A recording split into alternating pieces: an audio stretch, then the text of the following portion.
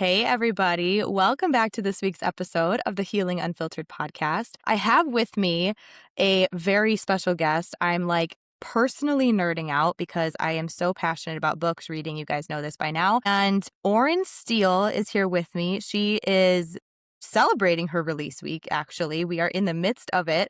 All the excitement of it. She just published her debut novel by Blood, Shadow, and Fire, which is absolutely phenomenal. We will talk all about it throughout this episode. But one of the reasons I really wanted to have Orin on here is because being a follower of hers on Instagram, I've noticed that there's this passion for mental health representation and just kind of incorporating that into the arts. And I think you guys are going to really benefit from hearing what Orin has to say about not only her book, it's going to make you want to go buy it immediately, but also just the validation. And I think we can all find ourselves in works of art. And one of the reasons I love reading, I know so many people love reading, is because of that. And I think you do that so well. So without further ado, I would like to welcome Miss Orin Steele onto the podcast. Welcome. Thank you so much for being here. Thank you so much.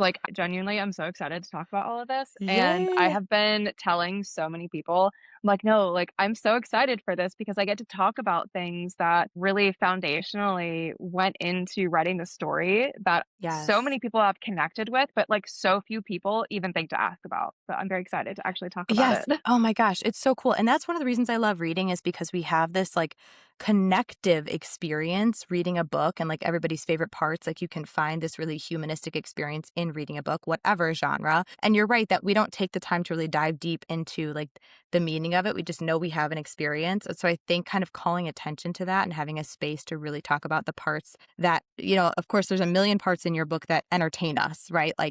Twists, turns, shock value, all of that great stuff. But it is so much more than that. And I'm super excited. But before we dive into that, I do want to talk about your presence online because that's what drew me in. Followed you, I think it was before you were a signed author. It was before you even had a book deal or anything like that. And what drew me in was your energy online, your presence, your vibe. It just draws people in. And I know that even though you have been marketing, you've been pushing your book, outside of that, you've gained such a following for that reason. When we chatted at first, you talked about really wanting to have a space that was not overly curated, that was not comes with a catch. And so I would love to talk with you about your presence online, how you approach it, and just your mentality behind it. Yeah. And that has been something that I have learned to be very proud of, and I think being proud of myself is something that has been relatively new Yeah. and something that I've had to learn how to do, and that in itself has been quite the journey.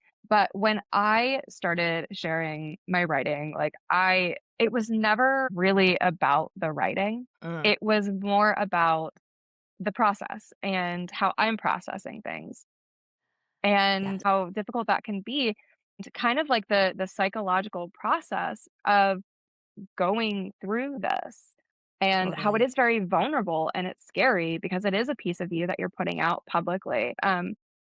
Being public and being loud about these things that are difficult has absolutely been something that's been important to me for a very long time. Yeah, absolutely. And you've shared with me that you started with blogging, right? And kind of using that as a way to process what you were going through at the time, but then also have a space for other women going through similar struggles to feel seen and heard and validated. Yeah, so it started, oh gosh, I have to do mental math now. Okay. I have an art degree, so bear with me. Yeah. It started uh about 12, 13 years ago. I've been writing off and on for a good chunk of my life. Never like this, never in this Yeah. format. This is my first novel. This was a beast in its, Oh, by itself. But I used writing as an kind of an emotional outlet for a lot of years, and it really yeah. started becoming a more frequent thing when I started trying to conceive my daughter. Yeah. And I had I struggled with infertility. It took us 2 years to get pregnant, lots of medications, lots of doctor's visits, and while I was going through that process, I just kept thinking to myself, "This sucks. This is Oh, really hard." And I struggled a lot to find community where I felt like I could come into it and say, "Yes, I want this." "Yes, this is something that I'm really excited for, but it also mhm. still sucks." I couldn't find that community, so I started building that community Mm, where, you can want something, you can desperately be trying for something, and it can still be hard, and it can still weigh on you, and it can still eat at you mentally. I mean, I was diagnosed with depression very late uh-huh, in my life. I mean, I say late, I was diagnosed at 19. uh-huh. And, I feel like and ADD. Mm. And, I as those 2 things Oh, they're like regularly a cohabitate. great pair. Yeah. Yeah. So much Um, fun. Great for who? But I would love to know. Right?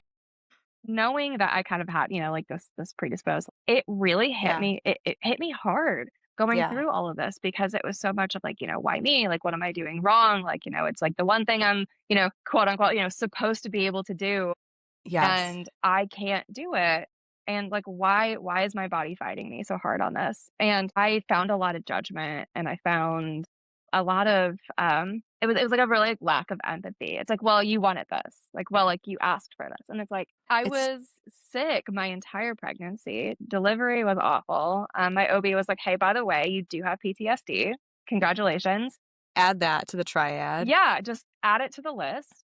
Yeah. And I never really found, like, a great outlet for those emotions, and so, yeah, I started creating that online through blogging and Yeah. talking about how difficult it was, and that blog no longer exists. It hasn't existed for a decade Okay. now.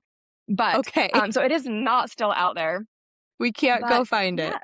No, you cannot. But yeah, it was an outlet for me to connect with other people who were going through this to basically say like you're not alone. And Yeah. so to transition from the infertility journey into my writing journey, it felt like such a natural transition to say like, I "Hey, bet. I wanna share the parts that really suck. I wanna share the parts that are really difficult for me. I wanna share the days where I feel like I don't wanna keep going and, Yep. the days that I don't wanna write, but what I wanna show is how I did it anyway. And Yes. so that's kind of been my main mission. It's amazing. And actually, as you're talking, I see such a parallel between that concept of going through infertility and people saying, but you wanted this, and being an artist and like, but you wanted to have a novel. What do you mean you're struggling with it? What do you mean you're not wanting to market it? What do you mean? The duality of that just in society is so infuriating. What do you mean? Life is hard. I still want to live, right? Like like Mhm. there's always going to be a duality. And I think opening up the space for that, it naturally takes away the shame that so many human beings experience when they say, yeah, I do want this. And it's also fucking hard. It Yes. also can Yes. suck. It's that saying like 2 things can be true at once. 100%. Yes. I can want this, and it can also, like, wear me down, and Yes. I'm allowed to be tired from that. I'm allowed Yes. to be tired from something that I want. Yes. Absolutely. It's so empowering. And I think that actually, I'm getting ahead of myself. We have two people on here with ADHD, but that's going to be really fun. I see some of that in Eastland too. Like she wants this freedom. She wants this love, this, belonging to make a difference. But she's like, God damn it. Do I I have to mean, go through this? literally, she Yeah. so much of her in book 1 has been, my growth over the last 15 years. Yeah. And you're right. Like she has this duality of I want this. I want my answers. I want belonging, but I also don't want to let go of everything that I love. Like I Right. because change is scary, So scary. especially a change that large. And so Yes. it really is this like two things could be true at once. I want answers, but I also want to keep my life the way it is. Mhm. And it's like, well, sometimes that's possible, sometimes it's not. And so for her, a lot of this journey is going to be figuring out how to hold those two things, holding on to herself while Mhm. moving forward into this new world. Did you find that whether in your infertility struggles and journey and your authorship struggles and journey that you had that experience too of like who I was pre this versus who I am post this? Oh God, yeah. Um, I have witnessed so many different versions of myself.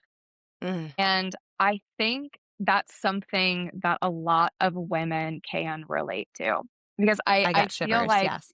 Yeah, because we go through so many transformations throughout our Mhm, lives.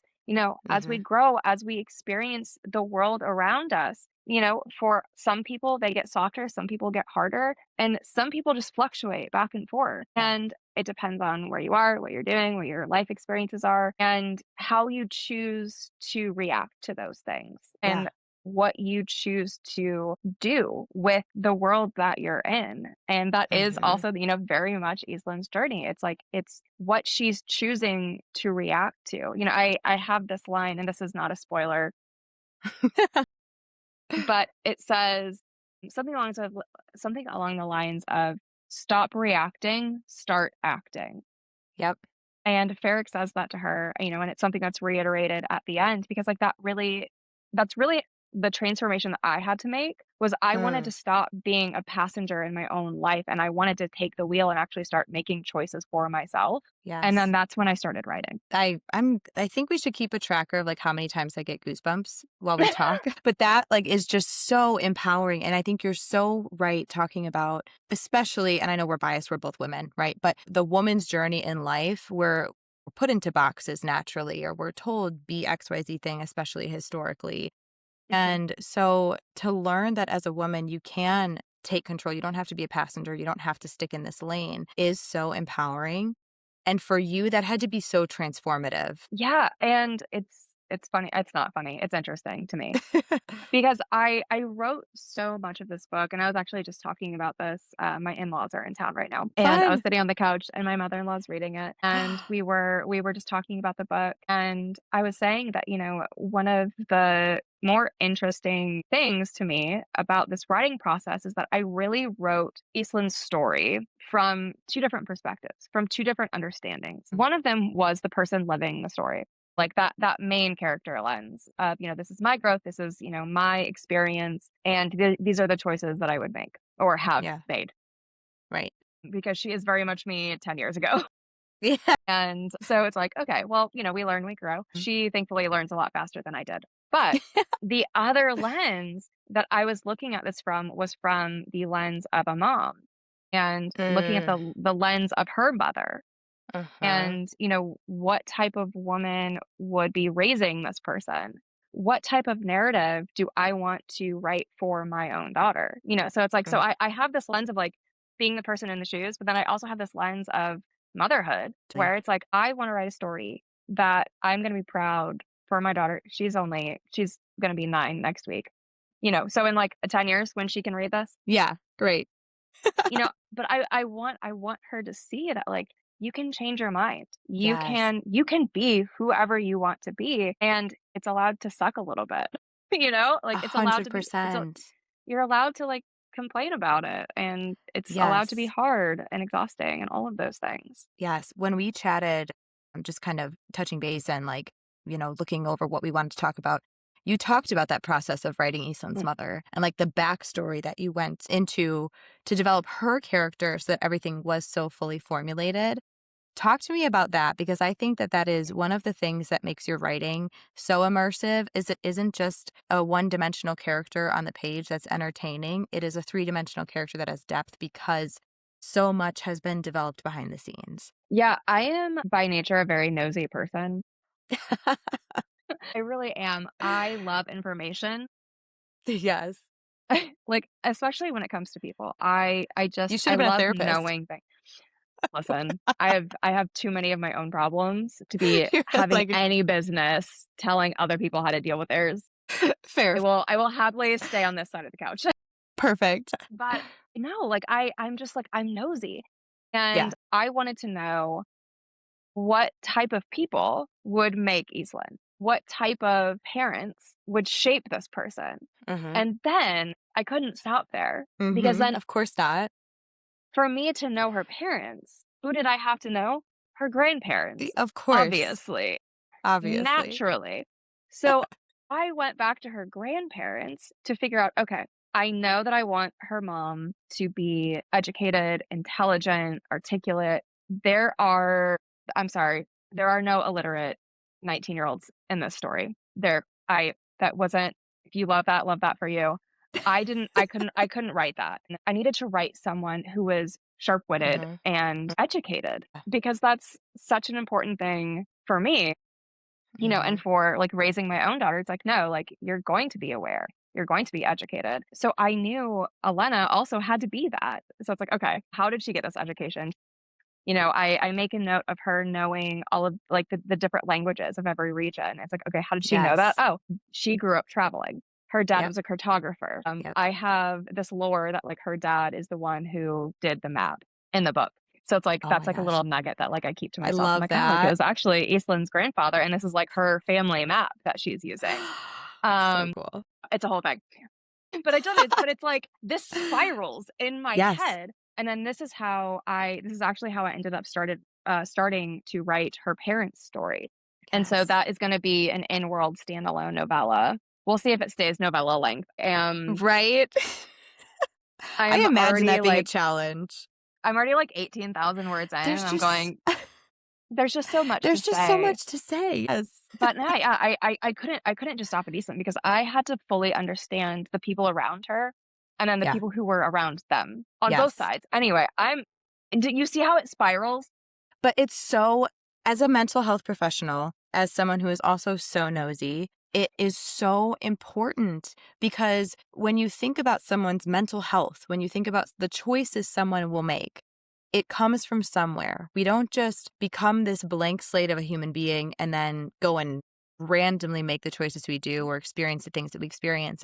I talk to my clients all the time about, yeah, we're going to talk about the past. Maybe you don't necessarily need to heal from it. Most of the times we do, right? Yeah. But we're going to talk about it because how else did you get here? And so I think, like I said, when you read this book, it is so evident that it is so fully formulated, and you get that feeling from the first chapters where she is with her family and you're hearing this dialogue about her wanting to make this change and wanting to set out on this adventure and find these answers, and you can just see how fully formulated everything is. And I think for readers who want to read a book that they're going to see themselves in, that they're going to be able to relate to, I think that's so important because of the fact that it is you can't have a person's story without the rest. Yeah, and I think it's really important, for us as people to look at the way that we were raised, look at the environment that we grew up in, and, like, really analyze that and Yeah. say, because, everyone, it's like, what's, like, the saying, like, you are, like, a product of your environment. Yeah, And I totally. think that's partially right, but Yeah. then I think more importantly, like, we choose to either remain that product or to Mhm. become something different. Yes. The autonomy Yeah. is oh my gosh, like, that's one of the most empowering things I think in Eastland's story is her sense of autonomy that just kinda takes over and Mhm. Yeah. eventually maybe turns into a little bit of self-sabotage, which is a talking point I do wanna mention Ask eventually. me why But she does that. I wonder, it's not like she was modeled after you or anything, but No. No, it's not like she had something that was so good that she couldn't believe that she deserved it, no, and so she self-sabotages. No. never. I would never. I love it though because the autonomy makes it so empowering and it makes it feel like, oh, this person truly knows what they want and is going to make a choice, isn't going to let life happen to them. There might be bumps in the road, but I think that autonomy is huge. So, yeah, let's segue into some of Eastland's character flaws then while we're at it. I would love to. Like, genuinely, just to kind of to bridge that, I really wanted people by the time that they got to the end, and the choice that she makes at the end, I wanted them to be Mhm. 100% sure that that was her choice, Yes. Oh, and it's and that okay, goosebumps number 3. I'm, like, thinking of I think the second I finished, I sent you a message on Instagram and was like, "Holy" like, that last line, like and it is the reason I got goosebumps now is because it is so evidently clear that she was like, "This is it. I'm This in. is my choice. This is what we're doing." And that Yeah. is just very well executed. Thank you. You're so welcome. I should do this professionally. It's like you should take up a career in it or something, I don't know, Yeah, maybe I'll publish a consider book, have it. you ever thought about that? Okay. I will think Okay, about cool. it, yeah. So tell us about that side of Eastland because we have talked about how empowering she is, and again, one of the reasons she is fully formulated is because she is flawed and she is Yeah, going through these things along the way, and she's older too. yes, exact I loved that. detail because I think in so many books of this genre, it's this, you know, 18, 19-year-old Young and girl. naive, and I think that Yes, there is a time and a place for that, and when I think to totally. myself at that age, oh god, like, same. I was also Yep, young and naive at 18, 19. I had no idea what I was doing. right, But as I being, like, a 35-year-old, I didn't want right. to write that because Yep. I stayed dumb for a very long time, and unfortunately for myself. And it really was closer to, like, my mid-20s that I started being like, Yeah, "Whoa, I'm going down a path that I don't really care for." yeah. And so that is really when I started to kind of make these shifts and these changes, and I became more aware, and I started doing my research and educating myself and making sure that I was engaged in the world that I lived in. Mhm, And I tried to write Eastland in a way that reflected kind of this shift from I not quite naivety, but, like, to this, like, reserved, I'm okay. I'm uh-huh, okay being a little sheltered. I'm okay being a little naive to, yeah, like, this is now unacceptable, and I yes. understand that, and I'm going to make the choice to never be that again.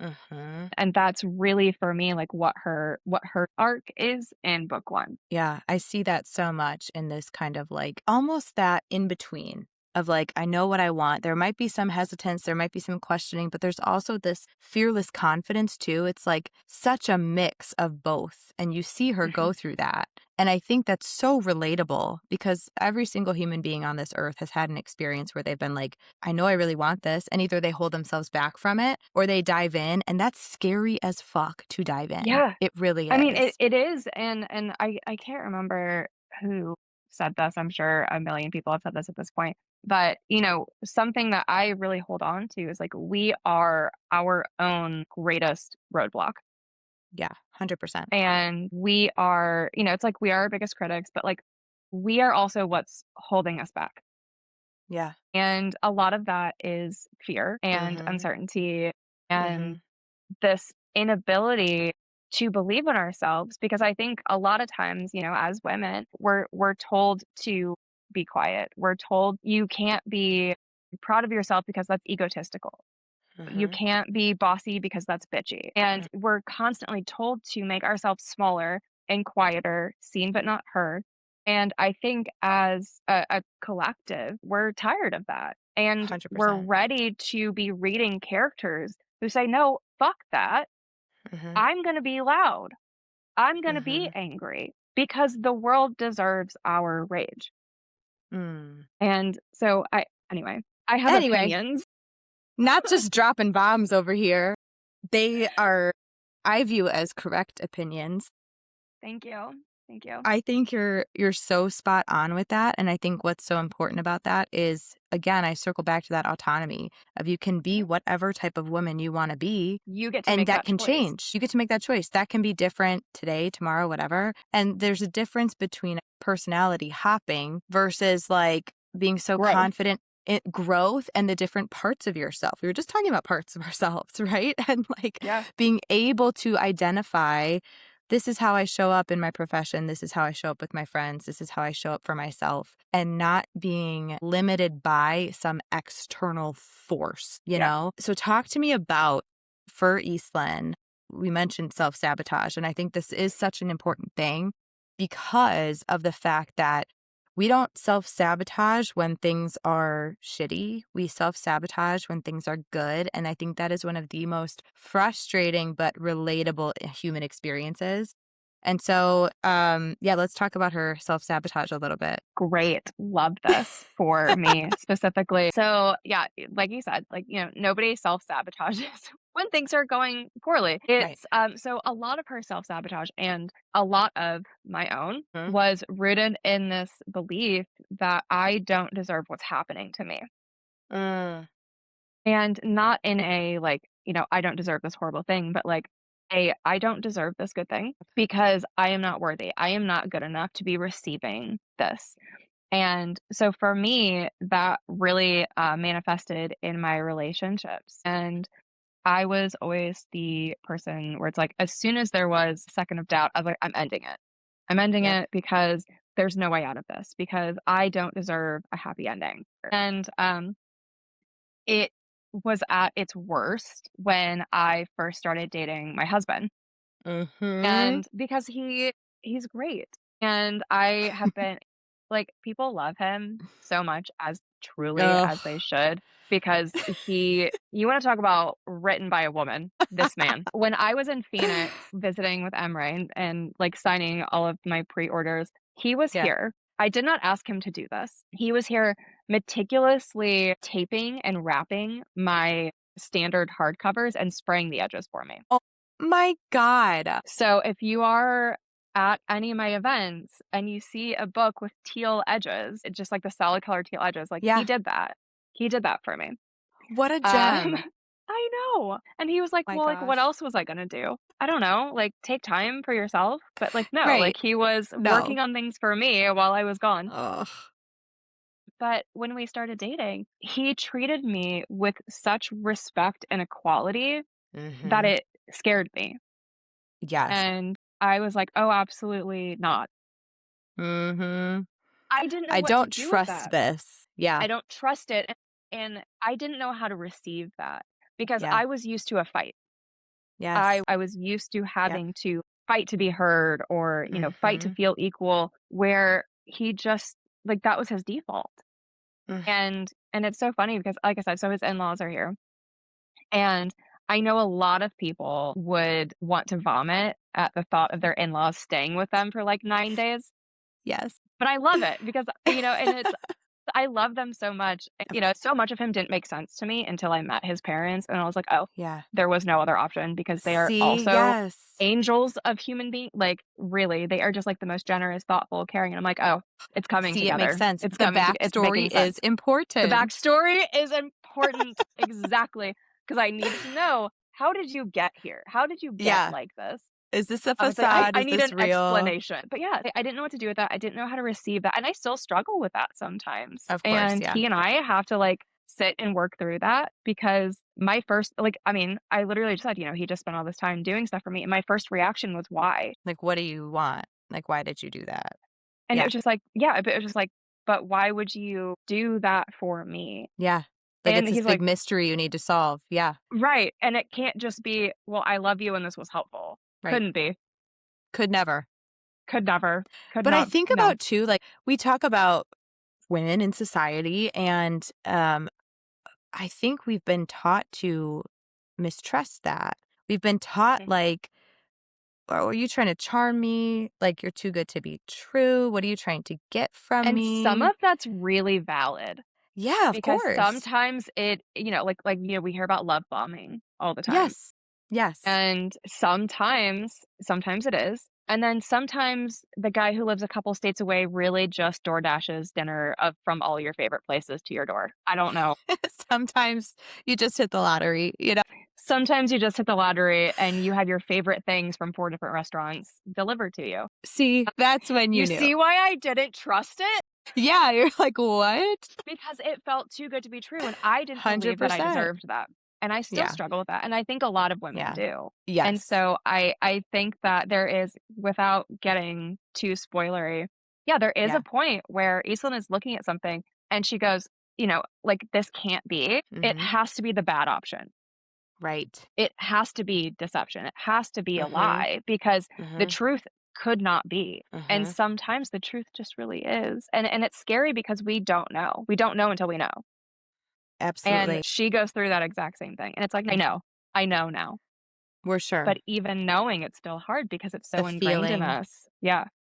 It's the classic struggle of your brain and your body not being on the same page. Like, logically, I know Mhm. this, but emotionally, I just still can't trust it 100%, and that is Yeah, so and relatable. Oh, it's and so I hate uncomfortable. that, and that's something that I'm trying really hard to raise my daughter without, Yes. and The it struggle helps that of raising a yeah, daughter without that. and it helps that we have such a great example for what a Yeah. partner should be.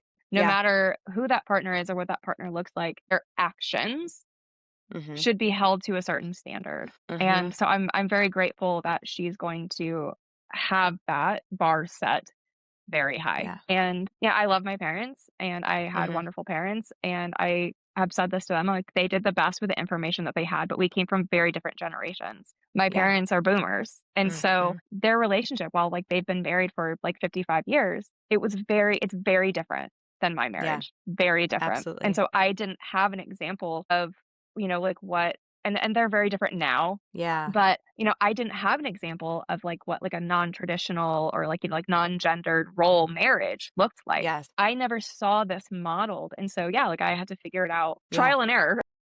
Absolutely, and that's all it is, right? Like, this is all our first time on this floating rock in space, Yeah. We're and doing some our of us, best. we're doing our best, and sometimes that best has a really negative impact on other people, right? And, like, Mhm. I think that reflecting on that and reflecting on how it is and you being able to work whatever allowed you to get to that space to work on that, to be able to see it with fresh eyes, and maybe it was just his consistency and, like, over time, whatever, but I think that that is the relatable piece of I can go through this growth and I can feel it and I can recognize it, but there's still something holding me back. And I think that as readers in your book, we get that because we also have Ferrick's perspective. And I think that allows us as readers to zoom out and be like, what are you doing?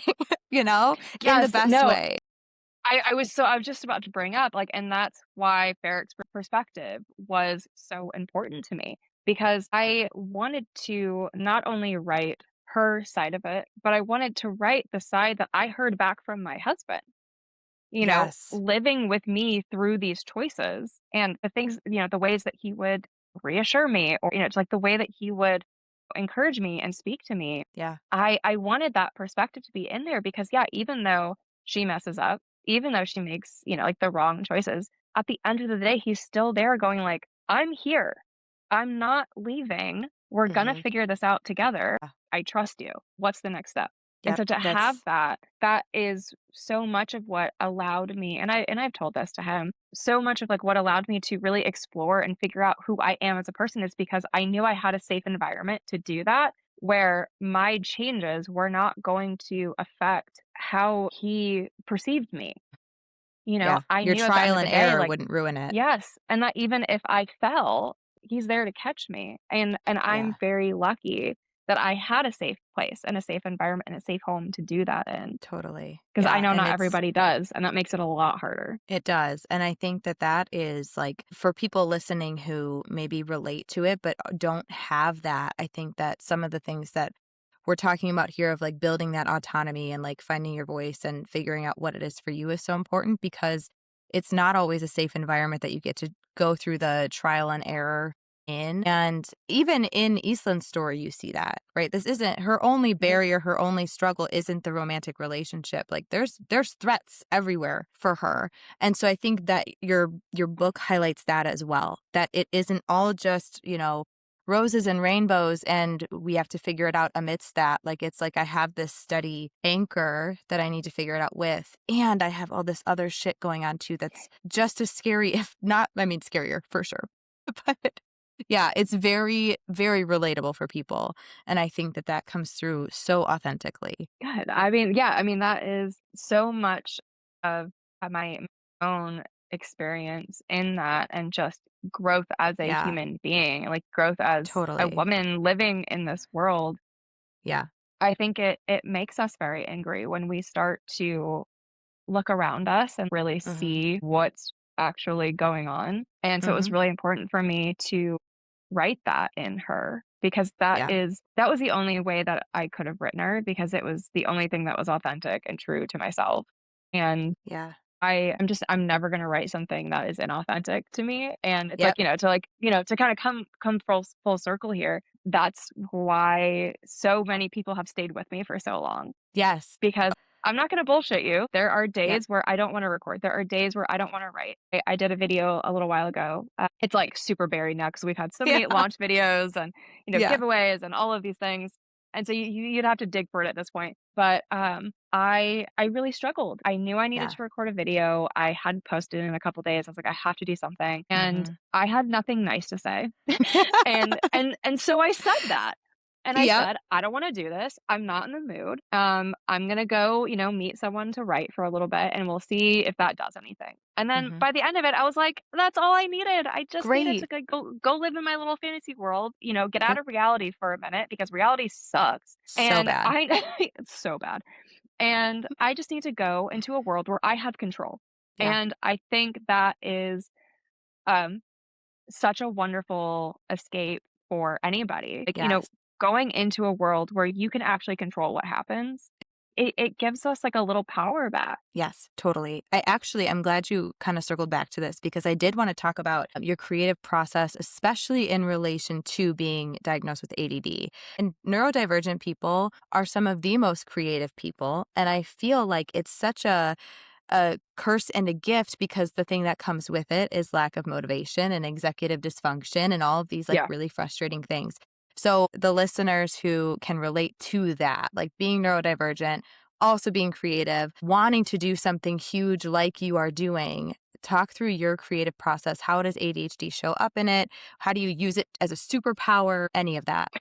God, it is so debilitating sometimes. Yes. Like, really, it can really suck. Yeah. I was diagnosed with ADD and depression. I have gone through phases of being medicated for both. I'm currently unmedicated for both. I'm just like using caffeine as Yes. like self-medication right now. So I'm severely unmedicated. So, but this is my thing. I I have this like note that I Yeah. keep in my desk, Okay. and it says, on one side it says over caffeinated raccoon, and then on the right it says severely unmedicated. And this was something that somebody was like, I was in a conversation and they're like, we need stickers, we need an over caffeinated raccoon, and we need something that says severely unmedicated, because like, I love though, that. like, that is like me in a It nutshell, is is like those so two stickers. spot on. It truly is. It's like, and I have this image of just this absolutely strung out raccoon, a coffee in one hand, like going through a filing cabinet with like his other like little raccoon fingers. Like, whenever I need to access information or like a memory, You it's just just this channel that. like trembling with a Shake mug, like, and just like flipping through files. That's it. Oh my god. That is unfortunately my mental state the majority of my life. Currently? Currently, that is because I was put back on Vyvanse, and I took it and I was like, "Oh, wow, like, executive function is back. Phenomenal." Woo! My creativity died. Yes. Isn't that I I don't wild? I don't know what it is, but all of a sudden, it's like I could sit down, I could tell you everything I needed to do. I got all my bills paid, I made all my phone calls, it's like I scheduled appointments, and I was All the like, things "This for is phenomenal." life. And then I sat down to write, and I was like, "I have nothing. You know what it is the I part need of that you raccoon." you need the raccoon, and it's like everything that you described in your writing process for creating the depth of these characters comes from neurodivergence. Like neurodivergence, our brains are able to like, okay, hold this here, but then also think about this here, and then like tangle this here, and then connect this here. Like that is the beauty of it, truly. And that's also does not align well for executive functioning. No. And No, and medications cut that off. it really does, and Mhm. it is crazy to me. I mean, how anyone accomplishes anything Ever. unmedicated, and so, like, I'm really proud of myself that I Yeah. made it this far, Yes. but truly, I have significant amounts of respect for authors who self-publish, Mm. because I know I have Embry, our little, Yeah. like, four-woman team. Oh, I love it. Um, I'm obsessed with I them. they're the best. I wanna talk about them because they are Yeah. amazing. Okay. But so you talked to Leanne to, like, Yeah. schedule this. Yeah. I know, Leanne's handling all of my event scheduling. Yeah. All of the emails go to Shelly, and then, Shelly then, like, distributes, like, who needs that email. So I know I have people in my corner helping me with those things, Yeah. and it takes so much off of that executive function list Totally. Yes. that it's like, as long as I'm managing my day-to-day life, I Yeah. know those things for the book are being handled. Yes. And so it just like it takes such a weight off my chest. And I couldn't imagine doing this without them. And so Spinning I all the I have plates. I have insane amount of respect for people who don't have that other person who Yeah. can just be like Yeah. working in the background, an extra little Yep. raccoon. Yeah. Because Literally. That's what I was God, picturing. like, I was picturing, Like, like, we calm know. raccoons with, like, Yes. organized Yeah, files. who, like, sometimes come over to, like, the other, my raccoon and just Be kinda, like, like, "Oh." pats him on the head, like, "It's okay, take a breath, like, Yeah. go sit down, buddy," you know? And it Oh my really is gosh. this, like, group it's like, a big group project, and it's like, I'm over here, I'm like, "I'm doing my best. I'm doing Yes. my best." It's like I'm doing my Yeah. best to put out fires. It's like, they're coming over with, like, they're, like, watering cans going like, "It's okay, we got it." It's we're good. So for the executive functioning side of it, that's, like, Mhm. one of the biggest challenges, and I think that is a huge barrier. It's, like, twofold. We have the executive functioning of, like, staying organized and being on top of your shit, especially in that realm of things. For you, what did you do when the motivation wasn't there? I guess let me put it this way. I've often described ADHD as, like, I want to, but I'm just, like, having to drag my brain around. So for those days as a creative, what's your advice to somebody who's like, I really want to fucking write this book or paint this picture or write this song, but I'm having to drag my brain around to do it? Yeah, some of the days I just don't. Yeah. And, like and, like, that's maybe not the answer that people want or, like, that people are gonna like. I do my best, so I have come up with, kind of like a set of, steps, Yeah. like my little morning ritual Yeah. that helps that it does help a lot, but it's not a fix all, and it doesn't always work. Right. And sometimes it's just not the day, but I Yeah. start with my latte in the morning and, then I come up and I clean my office. I make sure that the space is Yeah. like, conducive for me and I can't Mhm. focus if, there's like stuff like there is literally stuff all over my desk right now because I've been filming videos today. So it's like Yeah. I have like four different copies of my book. I have the can, I have my, protein shake, I have my water, like, I'm gonna be doing, like, a pre-order jar update, so, like, I have tapioca Yay. beads, like, pearls, like, all over my desk. I could not write in these conditions. Yeah. I really couldn't. And so I clean. I Mhm. clean, I get my lights on, I put on lo-fi, I light a Mhm. candle, sometimes I do a little card pull, a little journaling. Yes. And sometimes I walk in and I'm just like, "I'm ready." Like, I'm Oh, diving in and I'm just like, "Da da da da da da," yeah. it completely depends, but finding things that help you kind of get there, it Yep. can go a long way, but with the way that we are, Mhm. sometimes it's just not it. It's just Sometimes not I just need on. to go turn on a show, and Yes. so sometimes my work day is watching Bridgerton or watching Mhm. Outlander or, Mhm. watching whatever. I Yeah. love Attack on Titan. It is the first and only anime I've ever watched, but I was so insanely obsessed with it. I mean, like, I have, like, a Scout Regiment sticker on my water I bottle that I love keep. it. I loved it so much, Yeah. but it's like, I was watching that, and it's like the final, like, 3 episodes sobbing, by the way. Absolutely I'm gonna have to go watch it. gut-wrenching, my god, but I was watching it, and then all of a sudden I'm going, "Oh my god, I know how the series ends." Yes. So Oh it's my like, gosh. sometimes it's like and then I was like, "We have to stop, Yes. pause," and this is why I keep notebooks everywhere. I started furiously scribbling down. Like, I was like, Mhm. "Okay, no, no, no, I know how it is now," and it is not the ending of Attack on Titan, but it like, something clicked Something in clicked me in your brain. where I was just like, "Oh, sacrifice. Mm. That's it." And it was just like Mhm. that little thought that Yes. took root that I was like, "My god, sacrifice as the ultimate act of love." Mm. Oh, well, thanks I for was like, that "That's little, it." like, now I'm just gonna be thinking about that nonstop. I hope everybody is. Yeah. We're about to you talk about squirrel. We're about to start the, book club read in my Discord channel, Oh my and god, I'm so excited fun. for it. But I want a specific channel just for conspiracy theories because I love watching people take a thread and just Yes. run with it. It's Because the a best lot of thing. times I'm like, "Yeah, like, you're right." Yeah. I'm, like, not saying it, Right. but But in your head, you're like, "Ooh, and then sometimes they're connecting things that I'm like, that's a "Oh, good idea." that's a really good idea." And I've told people, "I will let you know Yeah. if I want to use your idea." Like, I will never just take an idea, Yeah. but someone had some Mm. Alexi theories that I was like, I My might just gosh. yoink. You might have to. I might My have to gosh, because it's so they're really cool. good. But see, this is the ADD. We weren't Yeah. talking about that. I have already No, forgotten what you know thread I what? was on. Ask me the same question. I don't know either. This is the problem, Orin. This is great. This is No, great. it is great. Actually, it just hit me because I was thinking about how great ADHD is. And you had said when you answered my question, like, I don't know if that's the Attack on answer you want to Titan, it hear. was the Yep, process. Yep, we we found our got way there. back. So We did. satisfying. But no, yeah, so sometimes just consuming other forms of media, Yes. it And truly, also like, just just gets you going. letting yourself stop. I Mhm. actually recorded a few weeks ago an episode of like basically what to do if you don't want to do anything. And sometimes the answer is do nothing because Yep. sometimes we force it so much, Mhm. right?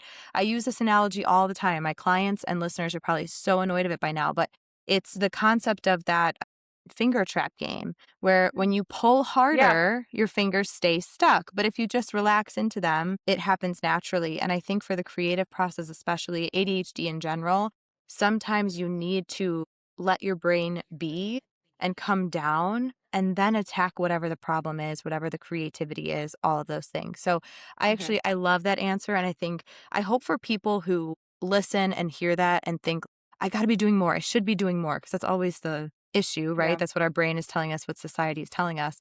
No, you don't. Sometimes you can Yeah. just sit the fuck Yeah. down, Yeah, and creatively, that's just not always the answer. no, not at all. So I think that's super helpful. I have like a finale question, but before I dive into that, I wanted to give you an opportunity. I know you said you wanted to like shout out your publisher, just anything else Oh that my you want to god. say. Yeah. Yeah, when I started querying this book, I knew it was gonna be a trilogy. It's a little bit book 1's, like, a little dark, book 2 gets very dark, and I Cannot am, like, wait. equally apologetic as I am not sorry, because I like, is that not life?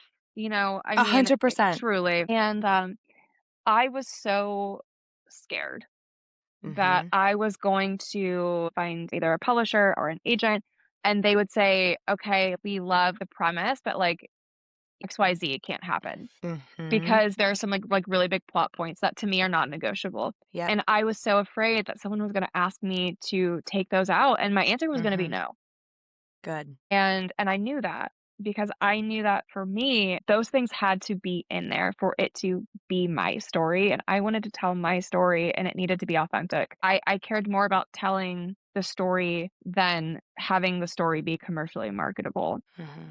And finding Emre, I set my manuscript and Shelly texted me within 3 days and was like, "Hey, by the way, running this past the other, members, but expect a meeting soon." So cool.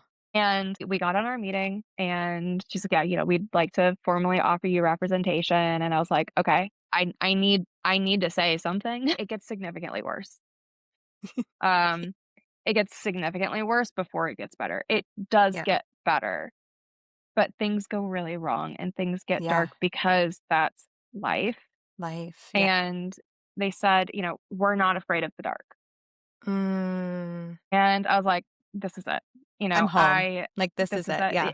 It truly felt like coming home and, to know that I had someone who was gonna kinda, hold my hand and walk Yes. into it with me Yep. and not ask me to be different and to really honor what I needed to write. Yeah. I was very excited about that, and they are by the time that this comes out, it will be public, but they are actually signing another author that I'm very excited about. My gosh, that's amazing. But they're truly building, like, this really cool community, Yeah. and I'm just so honored to be a part of it, and I'm just so excited to see, like, where all this goes, and I It's love that I get to be a part of this, like, foundational work that they're doing. it's so cool. And like talk about kind of like that meant to be type feeling. Feels like everything has from what you're sharing and like what I've observed too, like it just falls into where it's supposed to be. And for you to be able to share such an amazing story, I can't even imagine what is coming. I'm terrified, but that's my favorite feeling when it comes to trilogies and fantasy books. So I I'm appreciate gonna it. get I'm gonna get a lot of hate messages, but I will say the one thing that I have been absolutely sworn to Yeah. is that nothing happens to Neuraxis. Neuraxis Okay, is thank safe. God. Thank you. That is so important to me. So selfishly, I appreciate that and knowing that. Everybody else, who Neuraxis cares? is safe. I'm just kidding. Neuraxis Everyone is take a breath. It's okay. okay, good. Unclench your jaw. Thank God. Um, Oh my gosh. I yeah, barely just survived I Am Legend, okay? So I can't have another moment like oh my that. god, no. No, but, like, so I've talked about how Neuraxis is based off of my soul dog, I saw that. and Yes.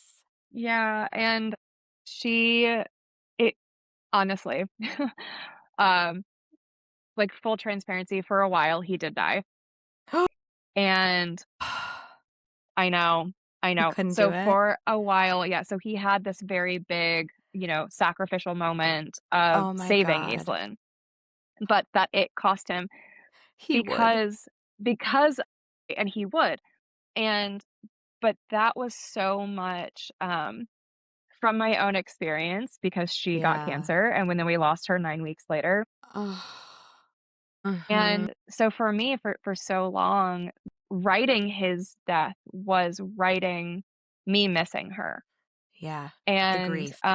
the grief and really the grief around that. So, unfortunately, Mhm. I just channeled that into a different character. Unfortunately for I'm that so person. sorry. Oh, great. Okay, Um, thank you for the warning. Fuck. so it's like the wolf lives. The wolf lives, that's really the most important piece. Hope it was worth it. Yeah, right? Well, now I can't wait even more.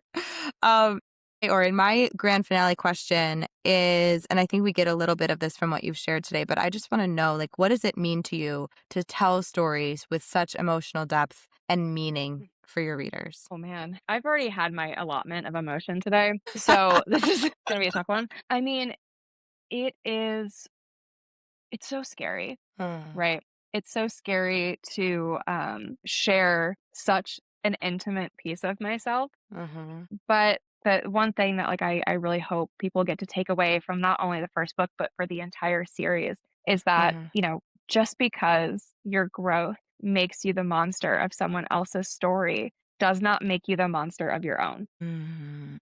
That is amazing and because so important. that's been my growth. There are plenty of people, even in my own family, who see Mhm, me as just this horrible person mm, because I grew, because I said, that's no longer acceptable in my life. I put up yeah, boundaries and then I stuck to them. yeah, And I chose what I wanted to allow my energy to be used on. yeah. And so I hope that other people through her journey feel more empowered to do that same thing and to not worry about what other people think about it. Mm. Yes, that is, I think, one of the most valuable lessons, journeys that we can go on as human beings, especially as women. And I cannot wait to hear the response from people who listen to this and also read it because I think they're going to say, oh, yeah, you hit the nail on the head. And so I think that you have an amazing piece of art here and you have such an amazing career ahead of you. And not only, again, for the success of like selling books and numbers and all of that, but for what it represents and the people's lives that you're touching and the message that you're sharing. I truly think that that is so special and important right now. And Yes. I cannot wait to see where it goes. I really appreciate that, and I'm holding back crying right now. Because no, I mean, like, that yeah, like, that's, like, truly, like, the greatest honor is for, like, anybody to connect to that and to say, "You know what? Yeah, fuck it. Fuck This it. is the choice that I'm making. Like, I'm Yep. going all in, and I'm doing it because it's what I want to do. It's because it's what I choose." Yeah, absolutely. Awesome. I'm so Yeah. excited. Thank you for joining me today. Tell listeners where they can find you, where they can buy your book. Tell them all the details. Yes. So you can find me on TikTok and Instagram at actually Orin. I pretty much have the same handle everywhere. And then, my book is available pretty much everywhere but Amazon, and if you ever need to find the links, all of the links are in my bio. Amazing. Go buy this book, you guys. You will not regret it. You're going to have such a good time reading it, and you might even feel a little bit of yourself in it. So, thank you again, Orin. This has been phenomenal. Thank you And so much for having me. of course, thanks so much for tuning in to another episode of the Healing Unfiltered podcast. If you enjoyed today's episode, don't forget to subscribe, leave a review, and share this with someone who might also love to tune in. And as always, be kind to yourself, others, and the world. See you next time.